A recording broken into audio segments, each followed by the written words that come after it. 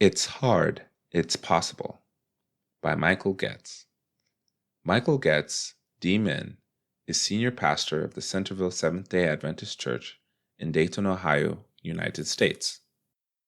Thomas Rainer passionately declared that, quote, "The vast majority of pastors with whom our team communicates are saying they are considering quitting their churches. It is a trend I have not seen in my lifetime," end quote. Rainer then shares the top 6 different reasons why they felt as they did. I could resonate. A few persistent questions and a few disappointing days had turned into several months of discouragement. Something was squeezing my pastoral ministry air hose. Feeling disconnected, I began to think of other career options, and that turned into actually looking for other job possibilities. With some ministry travel looming in the future, my immediate goal was just to get through those trips and then take a couple of days to look at possible next steps in education or employment. Then came the appointment above Chicago. My returning flight having pushed back from the gate, I was comfortably seated, a book out, ready to pass the time. After a short time, with no further movement of the plane, the cockpit announced that we would need to return to the gate for repairs. It eventually led to deplaning and being assigned a different gate and aircraft. Because of the change in size of the aircraft and some passengers being reassigned, I found myself upgraded to business class and seated in a bit of a cubicle, 2A. Sitting there, reading John Peckham's Theodicy of Love, I began to reflect on what I encountered. The complexity and simplicity of the gospel and the love of God all began colliding in my mind and heart. It temporarily distracted me from the decision I would soon have to make. Hours later, as the captain announced the beginning of our descent, came the burden that someone must lead our churches in knowing God and Jesus Christ, and compel them to go out to the world. Regardless of my personal feelings and struggles, I knew someone must do it. Tears came to my eyes as I sensed God speaking. In an instant, I found myself as Peter on the rough and stormy seas of ministry, and, I don't like to admit it, staring at the boat full of other pastors, leaders, church difficulties, and committees, and I had a lot to look back at. It was as if, while descending over sprawling Chicagoland, I was sinking. Right then, I felt compelled by the unseen to act. Out of my mouth came the cry, quote, "Jesus, please help me know how to do it," end quote. Then right on cue, and as if the pilots were participating in my moment with Jesus, the plane tilted, and the sun spilled its warmth and light into my dark, stormy cubicle.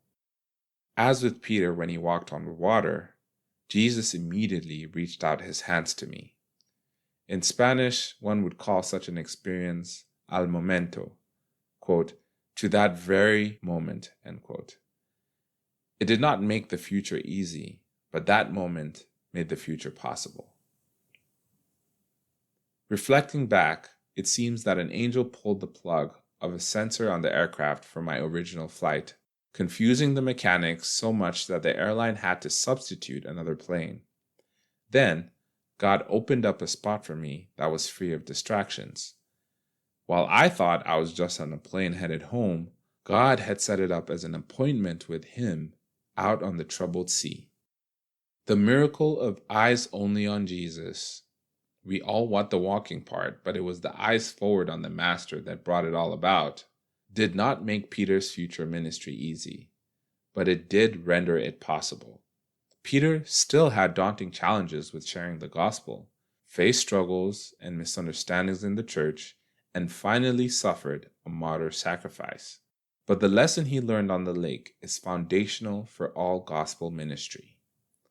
The boat may have a lot to look at, but it will all sink. Instead, fix your gaze on Jesus.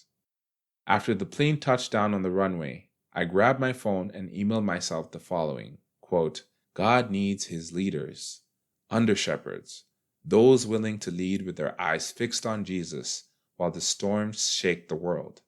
I will pastor or preach and care for as many as possible until Jesus comes.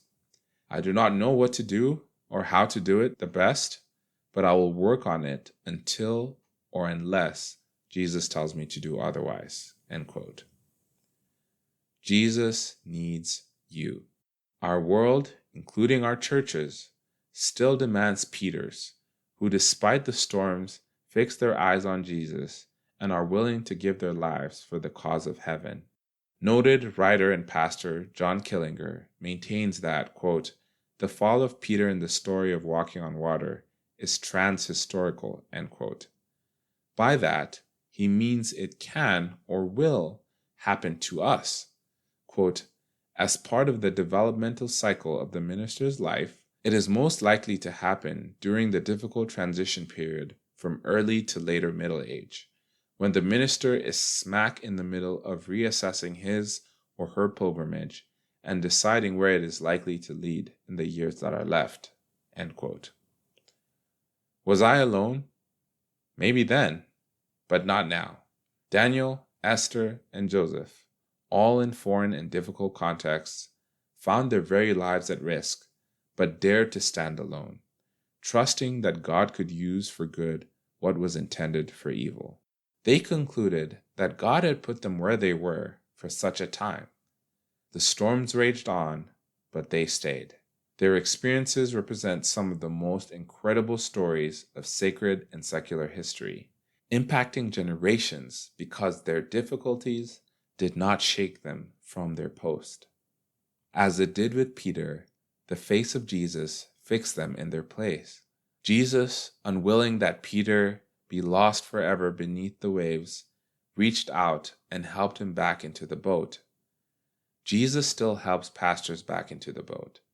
He has called you, and he made it clear when he did. Yours is a sacred work that cannot be accomplished by ordinary effort. Keep your eyes fixed on the Master who summoned you to stand at the post of duty when others may fail, not for the purpose of applause, not for policy, but for the sake of the Master, who has given you a work to be done with unwavering fidelity. Suggestions for walking on the water through the ministry storm. 1. Occasional retreats of solitude, 36 to 48 hours. Then consistent and substantive worship time with God every day, 1 hour plus. Years ago, in a local ministerial group, a Catholic priest explained how badly he felt that he had cursed at a woman who, during his last Mass, had grabbed his hand to share something while he was busy doing something else. He said that he could not understand why he had snapped at her when he had taken the day before completely off to just watch TV. TV, or any screen, is not the blue and green pastures and cool waters described in Psalm 23. Turn it all off and grab your Bible and notebook. 2. Read deeply of and memorize the promises of God, and read much, much less of news and social media.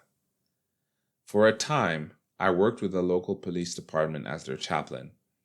Conducting street patrol tandem one night, the officer and I passed a couple of pedestrians, and because of the lateness of the hour, we wondered whether they were all right or what they might be up to.